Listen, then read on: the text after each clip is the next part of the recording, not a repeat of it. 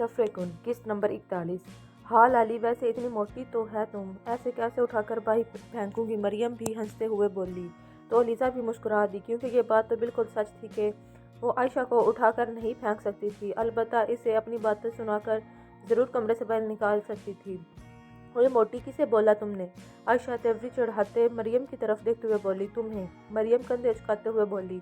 बहुत ही कोई बदतमीज लड़की हो तुम, लोगों को मेरी कदर ही नहीं। आयशा मुंह बनाकर बैठ गई, जबकि इसकी शक्ल देखते वो तीनों क्या लगाकर हंसी थी।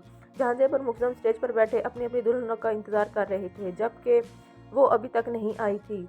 जो बेटा अंदर से आयशा और मरियम को बोलो इफ्रा और अलीजा को लेकर आ जाए। बाहर बीजान एक लड़की की तरफ देखती हुई बोली, तो वो अपनी जगह से उठती इन्हें पैगाम देने चली गई। अपी भी जान बोल रही हैं कि दुल्हनों को लेकर आ जाएं। वो लड़की इन्हें पैगाम देती वापस चली गई। चलो भाई, पैगाम आ गया तुम लोगों का, मरियम इफ्रा और अलीजा की तरफ देखते हुए बोली, और वो दोनों उठ खड़ी हुई और फिर इन चारों ने कदम बाहर की जानिब बढ़ाए। हाल में दुल्हनों के आने का शोर उठा तो मुगजम ने बेसख्त नजरें उठाकर सामने की जानिब देखा, तो नजरें वहीं पर ठहर गई जहाँ अलीज़ा, आयशा, मरियम और इफ्रा की हमरा चलती आ रही थी। अलीज़ा मुगजम के लाए गए सब्ज़ और नारंगी लहंगे में फूलों के जेवरात पहने, दुपट्टा सर पर सेट किए में लाइट मेकअप किए गजब ढहा रही थी। मुगजम बिना पलकों को हरकत दिए सिर्फ इसे ही देखने में मसरूफ था, जबकि दूसरी जानब जहांजेब का भी कुछ ऐसे ही हाल था, जो इफ्रा को देखकर बिल्कुल साकित हो चुका था। इफ्रा ने भी इसकी पसंद का लहंगा पहना हुआ था, जिसका रंग गुलाबी और पीला था।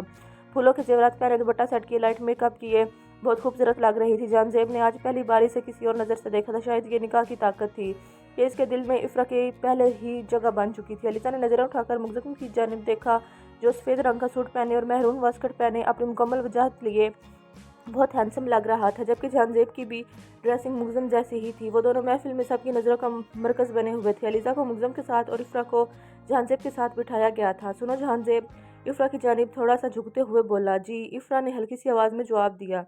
आज ईद का दूसरा दिन है, आज के दिन तो मुबारक दी नहीं तुमने मुझे, जहांजेब इसकी तरफ झुकता हुआ बोला, जबकि इसकी बात पर इफ्रा ने हैरत से देखा। हद है, अब दूसरे तीसरे दिन भी आपको ईद मुबारक बोलूं? इफ्रा सामने देखती हुई बोली।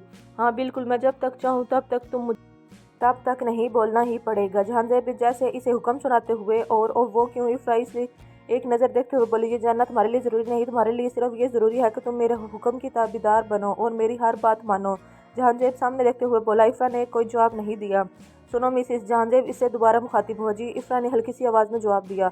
बहुत प्यारी लग रही हो, जहांजेब का हाथ पकड़ते हुए बोला, जबकि इसके हाथ पकड़ने से इफ्रा का दिल 200 की स्पीड पर धड़का था। प्लीज़ छोड़े, सब यहीं पर देख रहे हैं। इफ्रा जहांजेब के हाथ से अपना हाथ निकालने की कोशिश करते हुए बोली, जबकि इसके हाथ पर गिरफ्त और मजबूत हो चुकी थी। जहांजेब ने बगैर जवाब दिए इसके हाथ पर अपनी गिरफ्त मजबूत की थी, जबकि इफ्रा खामोश हो गई थी। इसे समझ आ गया था कि बहस करना बिल्कुल फजूल है, इसलिए चुपचाप वो भी सामने देखने लगी, जहाँ भी जान इन्हें मेहंदी लगाने आ रही थी। अलीज़ा मुस्कुराती हुई सामने देख रही थी, जब इसे अपनी कमर पर मुगजम के हाथ की हरकत महसूस हुई। इसने झटके से सर उठाकर मुगजम की तरफ देखा, जो बज़ाहिर तो सामने ही देख रहा था, मगर ध्यान सारा अलीज़ा की तरफ था। ये क्या कर रहे हैं आप? सब यहाँ पर मौजूद हैं। अलीज़ा अपनी कमर से मुगजम का हाथ हटाते हुए बोली।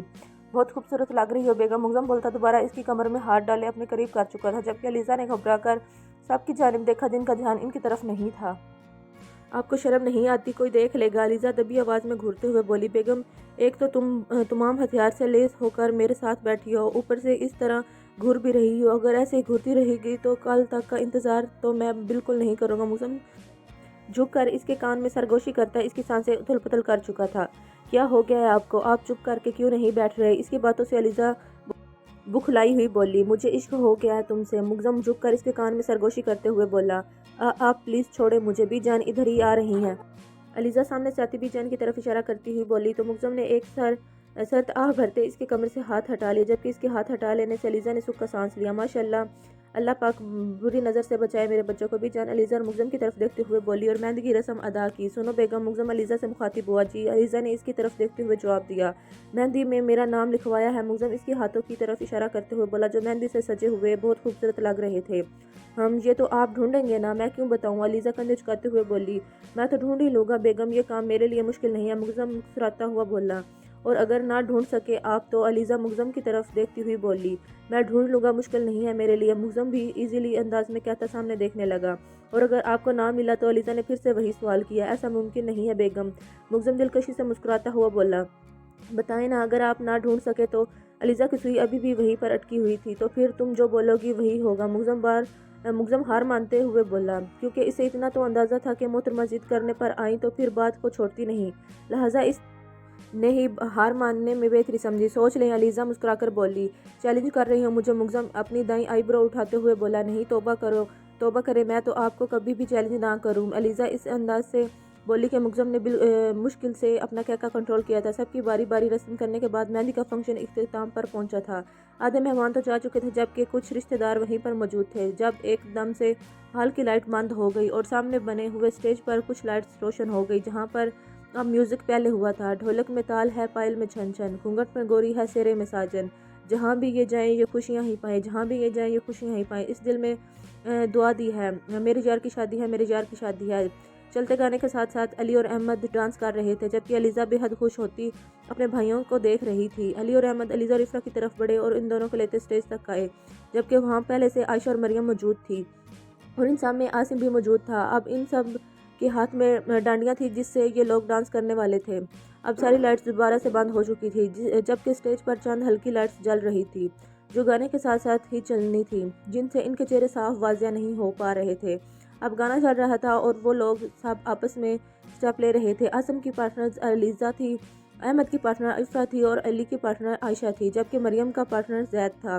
مل جائے مجھ کو اگر ساتھ تیرا تو بھولوں میں سارا جہاں، جو گارا تارا جو بالا تارا رنگیلا تارا رنگ دے بجوئی تاری وار دے، جو گارا تارا جو بالا تارا رنگیلا تارا رنگ دے بجوئی تاری وار دے۔ وہ سب بہت پیارا ایک طریقے سے ڈانس کر رہے تھے۔ چھپ چھپ کے تجھے دیکھا میں کروں ساری ساری رات ساری ساری رات، چھپ چھپ کے مجھے دیکھا تو کرے ساری ساری رات ساری ساری رات۔ اگر آپ نے اب تک میرے چینل کو سبسکرائب نہیں کیا تو میرے چینل کو سبسکرائب کریں، لائک کریں، شیئر کریں اور بیل آئیکن کو دبائیں۔ اور جو لوگ میری ویڈیو دیکھتے ہیں ان کو بہت تھینک یو، شکریہ، اللہ حافظ۔